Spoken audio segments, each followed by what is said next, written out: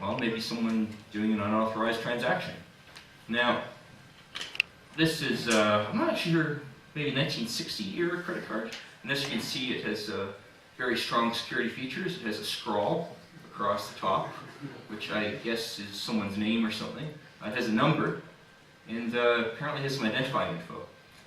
And if I had that card, if I was an honest person, I could go maybe verify some things and maybe call up the company and just write it all down, make sure that if they walk away without paying, we can chase after them and stop it eventually. Of course, if I'm a dishonest person, I can take all this info and use it to go do charges to this poor guy's account. So, I'm not really talking about high security here. And then we get, you know, our chip and pin cards, much more modern stuff.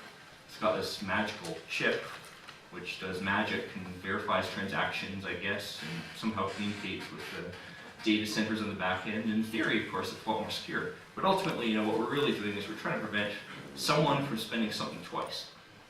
Well, credit card companies are trying to prevent that. They want you to spend as many times as possible, and they'll go after you for debt for the rest of your life. But in general, it's how do we prevent someone from spending something twice? And for credit cards, it's easy. There's Visa's backend, or something that looks vaguely like it. You can't get secured. Any photos of Visa's backend. I wouldn't be surprised if they still have some tapes kicking around, but certainly they have a lot of boxy-looking things with a bunch of electronics inside. And apparently Visa, I've read a bit about how their backend works, and it's actually surprisingly simple. They have one data center, off in the US somewhere. Every single Visa transaction ends up going through that data center, essentially. And they record in a giant database. In that case, it's very simple. If I go try to spend too much money, they have the database right there. They check it, immediately reject the transaction. And you'll be glad to know that this solid, cutting-edge technology is actually what Bitcoin uses too. Because really what Bitcoin is this database that we all have consensus over. Everyone with a full node, we have a copy of it. We can reject transactions that are invalid, so we have a copy of the database, and we know that, yeah, that thing spent Bitcoins that we already had. Now, obviously there's a lot of complexity with mining. How do we come to consensus over that database? But all that stuff's actually separate than the scalability question. The scalability question is, well, assuming all this stuff works, what do we actually need to do to detect double spend? With Bitcoin's current architecture, we need a massive database. It's kind of like every single one of these dots is a Visa data center that's an exact clone of every other one. And given how expensive that is, it should be no surprise. You know, Visa can do, what, 100,000 transactions per second, 500,000 per second? And Bitcoin, taking that same kind of infrastructure, splitting it up, can do, 7. On the other hand, I would argue that Bitcoin is very socially efficient, in that allegedly that is actually Visa's data center command center, and there's a whole bunch of very serious looking guys in nice clothing, checking for fraud, making sure everything's okay. And all that's possible in Bitcoin without any of the guys in suits, because ultimately it's checked by cryptography. And we set up the system, really the social infrastructure, where a Bitcoin is Bitcoin, and if you sign the key, everything's fine.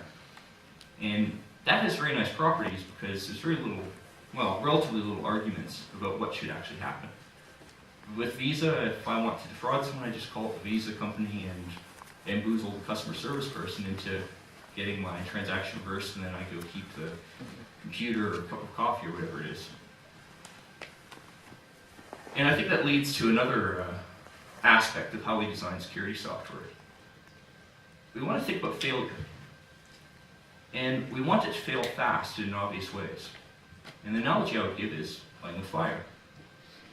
Because when you go give a kid a box of matches, even someone who's like 4 or 5 years old, I know I was when I first got given boxes of matches to play with, it's pretty easy to figure out what's dangerous and what isn't. Because fire is hot. It gives you immediate feedback that you screwed up. And so long as you don't catch too much stuff on fire in one go, it's actually relatively safe. It's the sort of thing you can go give a kid, and yeah, they might burn your house down, but chances are they're going to learn that fire is dangerous and will be somewhat careful with it. And that's sort of a nice property of the security software. We want it to fail. We want it to fail in a really visible way that kind of hurts. We want it to fail fast, and hopefully on a small scale with one match rather than a large forest. And unfortunately, a lot of security software isn't like that. Privacy software is a great example.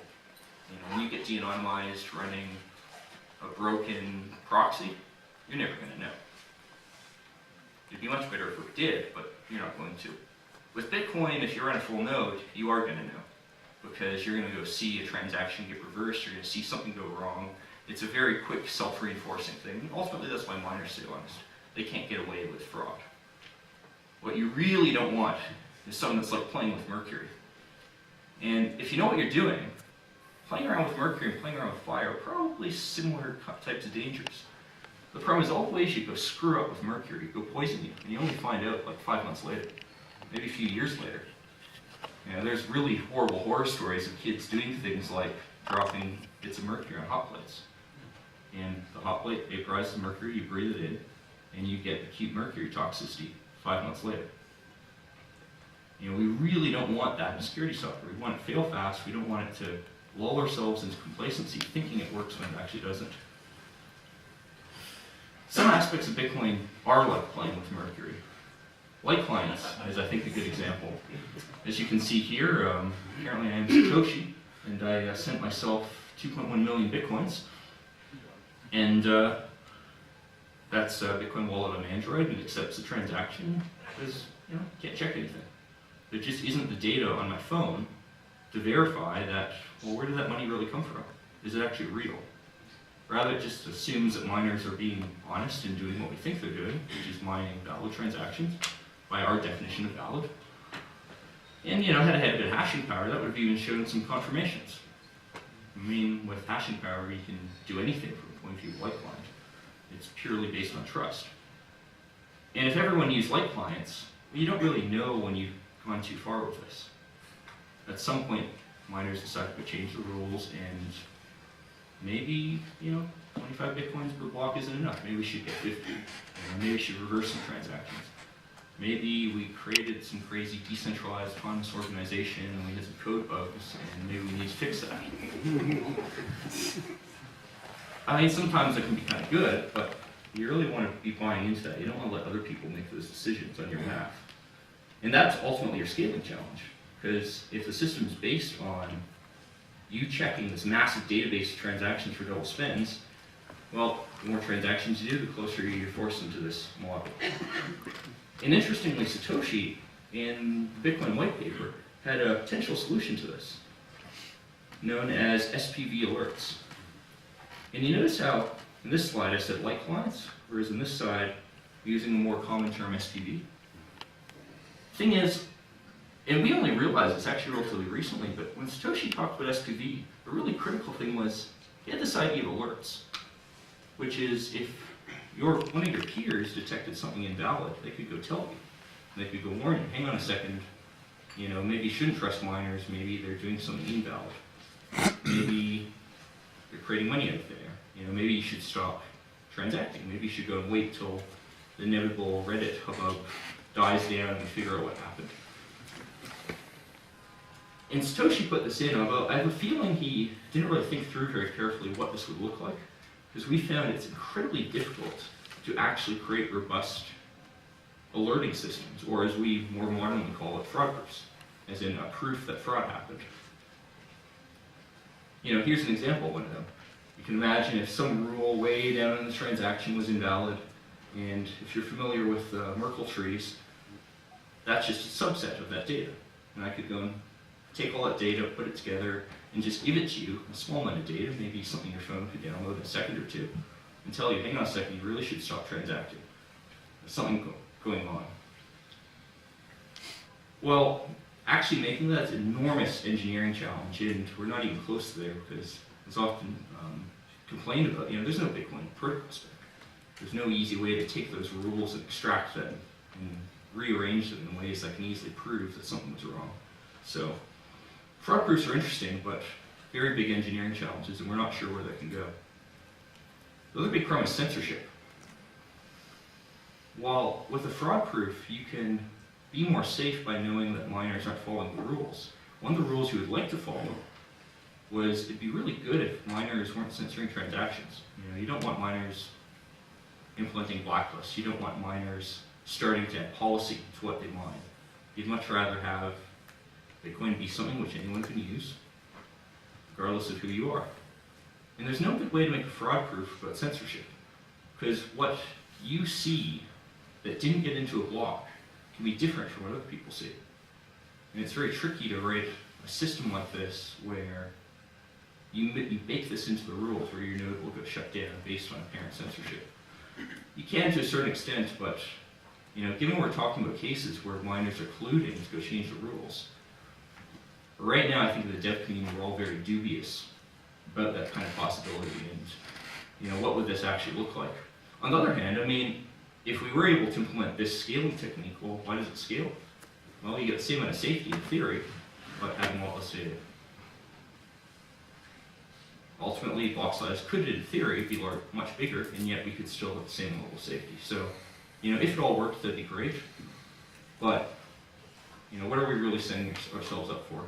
And finally, I'll point out with the engineering challenges, what happens if fraud doesn't get detected? Could we end up in a situation where an invalid block was mined, say like a week ago, and only now does someone figure out, hang on a second, those numbers don't add up. They figure out the way to construct a proof of that, broadcast it on the network, and what, does everyone's wallets just go backwards in time a week? We don't really know what happens there, and it's potentially a lot more dangerous than our current system. Potentially we have the Mercury scenario, if you will, where you don't know that something's wrong until far too late. So a lot of engineering challenges. Talk about another, I think, much more realistic scaling thing called payment channels. And as complex as they look, the underlying principle of it is actually relatively simple. Imagine, of course, you guys are Europeans, you haven't used checks in like 3 decades. But us backwards Americans, when we're not sitting in our caves gnawing on our mammoth bones, occasionally we'll go write a piece of paper, which are supposed to be that I'm sending money to you. And the Bitcoin equivalent is very secure because you know that that piece of paper is valid. You can check the cryptographic signatures. You know it came from the person. You know that if that money still exists, it could go to the other person. What's clever about this is because we have multi-sig, we can go tie money where 2 people agree to maintain control over it. Well, we can do what's called a payment channel by first taking our money, putting it in the 2 of 2 controlled address, and then signing transactions that take that money and then send it to the 2 people who are controlling it. And it's kind of like, your dual authority check. Every time I'm the guy trying to send money, every time I want to send a little more money, I just rewrite the numbers on the check and then re-sign it over and over and over again. And I'm giving that person who I'm sending money to an option to collect an increasingly large amount of my money, which means a whole large number of transactions are now getting collapsed into one. We're using the blockchain space much more efficiently. And this system, because it's purely based on information I'm giving the other person as an option, well, let's look at you being the receiver of this money. When I'm receiving it, I know exactly when I need to act. Because at some point, of course, if I get hit by a bus, we want the money to go back. So we set a timeout. But I know what that timeout is. I know when I need to act by. And up until that moment, we can efficiently transact. And sometime before then, with suitable delay, I'll put the transaction in the blockchain, close it all up. We're done. This is fairly secure. It's essentially using Bitcoin more efficiently. There aren't too many downsides to this, although it's a little more active. If you're the receiver and you fail to confirm that transaction before that deadline, you've lost out your money. So you need to be a bit more active. And of course, the other big problem is, well, going from one person to another is usually pretty useless. How often do I want to go pay someone and then repeatedly pay them over and over again? The way to actually use this in practice needs to be, well, we end up having hubs where multiple people connect to them. We set multiple of these payment channels, and I could go send money to you by sending it to that hub first, and then they send it to you. It's all fairly complex user experience, and does change radically how we use wallets. But in theory, all this works. You've probably heard of the Lightning Network. So everything I said there applies to Lightning, but it has this really neat trick, which is, in a normal payment channel, it's one direction, right? I'm giving you an option to take increasingly more of my money. you could have any of those options and put them in the blockchain, but obviously you're going to take the one that pays you the most money. Makes sense, right? What if we want to reverse the direction of the money? What if we want to say, I've given you Bitcoin, but now we're going to go the other way because you needed to pay me. And now I want you to have half a Bitcoin. And you can do this with trust. I just trust you not to mine the one Bitcoin transaction. Or you can go do this by having what Lightning calls a method of hash pre-images.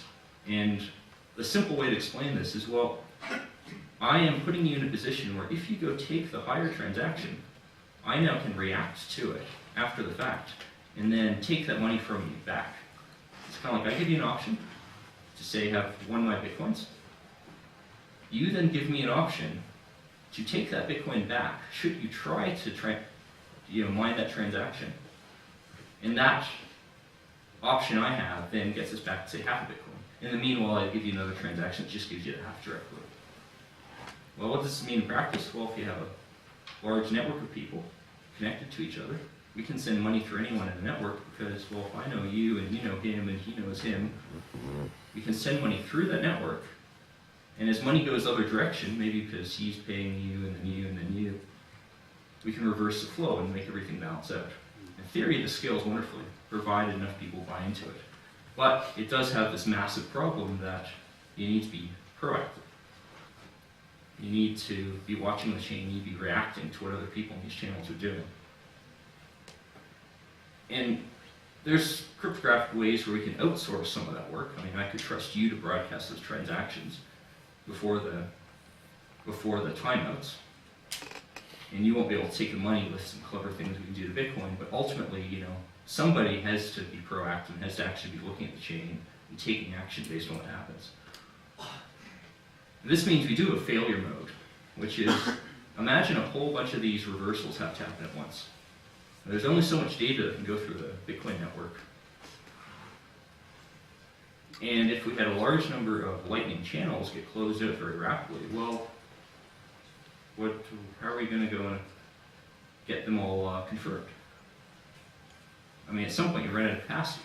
And the whole point of Lightning is to go and take one transaction, make it represent a very large number.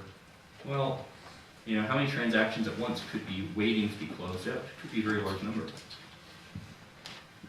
There's some potential ways to fix this problem, but I think ultimately the way to put it is kind of like fire breaks. Me screwing up can potentially cause you to be in a position where if you screw up too, it's going to cost you more. We're kind of raising the temperature, if you will, of the cost to go fix our screw-ups, to go react to fraud. And at some point, some people start losing out because the cost is just higher than what they can afford. If you have a very large percentage of the network using Lightning, potentially this cost is very high. Potentially, we could get this mass outbreak of failure. And there's some potential solutions to that as well. I mean, some people talk about adaptive block size limits where it might add additional room if something like this happens. You might say want to reserve space in the chain in advance to submit your fixed fraud transactions, if you will. But again, there's a whole lot of complexity, and we're not really at the point there where I could go and confidently say, yes, we're going to have the whole world buying coffees with these systems. Just tons more engineering to be done, and I think it's going to be a slow process figuring out how well this works. I am very concerned about these kind of failure modes because this is the type of thing where it can be lulled into complacency. It's very hard for me as a Lightning user to know how many other people are potentially vulnerable to, say, the failure of a whole bunch of Lightning channels all at once. I don't know that information. I can't necessarily react to that. It may happen because we have some large players in the system that can fail all at once. I mean, in the Lightning world, your mailbox might not be able to steal your money, but it may cause you to have to do a transaction within a few days. And there may be a million other people like that. So it's a hard problem to go solve. And finally, I'll get to the last main category of scaling that we talked about in the tech community. At least scaling that's cryptographically secure. So, interesting thing with mining is right now we kind of have this assumption that all blocks are valid. that miners validate transactions. And you see this in media a lot. People think of miners as validating. You think of somehow them securing things. What if blocks weren't necessarily valid? You know, what if you could just mine anything in that space, publish it all to the world, and regardless of what you put in there, it was okay.